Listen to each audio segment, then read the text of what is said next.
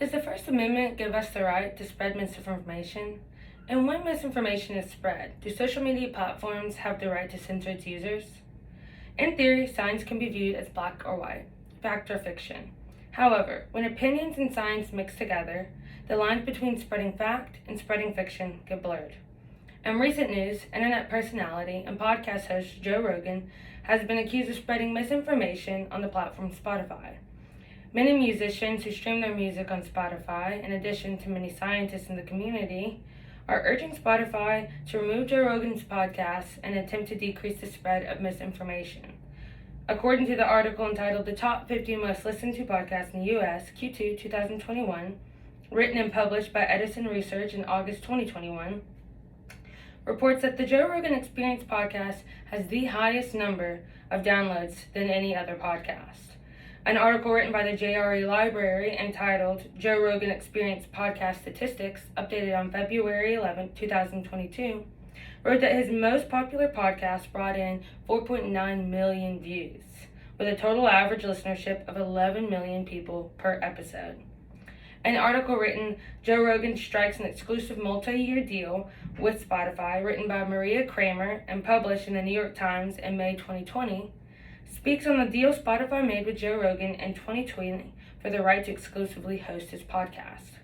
Kramer quotes Joe Rogan saying that Spotify just wants him to continue making the podcast exactly the way he's making it, that Spotify won't have any creative control over the show. On December 30th, 2021, Joe Rogan conducted an interview with Dr. Robert Malone, and the interview was posted on Spotify's website. According to this interview, Dr. Robert Malone is an American physician and virologist. He began his early work on mRNA vaccines and is the inventor of 9 original mRNA vaccine patents, which were originally filed in the 1980s. An article written by Fernanda Fiera and published by Health Feedback in August 26, 2021, entitled The Development of mRNA Vaccines was a collaborative effort. Robert Malone contributed to the development, but he is not the sole inventor. It is in this article that Fernanda talks of Dr. Malone's many contributions to the mRNA vaccine.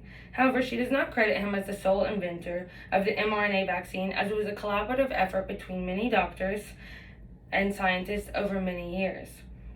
Also noted in the interview conducted by Joe Rogan with Dr. Malone is the medical director of the Unity Project, which is a group of 300 organizations who stand against mandated vaccines for children. It is in this interview that Dr. Malone and Joe Rogan discuss theories and claims about the coronavirus pandemic and vaccines.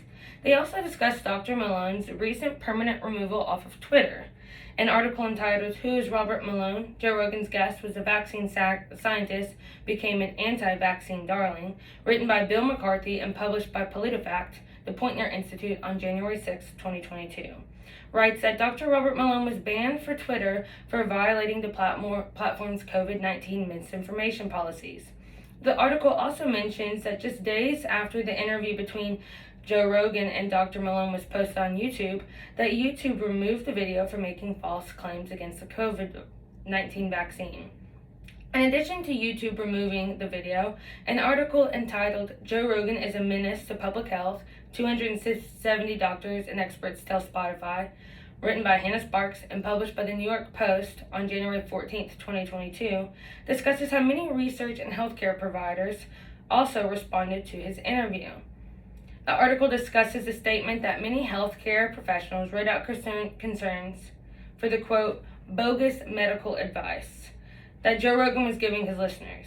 It is in this letter, written by a coalition of scientists, medical professionals, professors, and science communicators, entitled An Open Letter to Spotify, written on January 10, 2022, that the writers urged Spotify to establish a clear and public policy to moderate misinformation on its platform. In addition to this letter, many musical artists have also opted to boycott Spotify unless they remove Joe Rogan's platform. An article entitled Fact Check, Who Removed Their Music for Spotify Because of COVID-19 Misinformation, reports that artists Neil Young and Joni Mitchell removed their music from Spotify. An article entitled Spotify's Craven Response to the Joe Rogan written by the editors and published by National Review on February 8, 2022, reports that the CEO of Spotify issued an apology to his staff over the JRE controversy. He goes on to say, as reported in the article, that he does not feel like silencing Joe Rogan is the answer, as he's a believer and supporter of free speech. Regardless, the article reports that Spotify has since removed over 100 old episodes of the Joe Rogan Experience podcast. They also promised to give $100 million for underrepresented voices to make efforts to create a policy against misinformation. The article states that the issues that come when attempting to label misinformation as a category, that many people disagree on what constitutes truth and misinformation.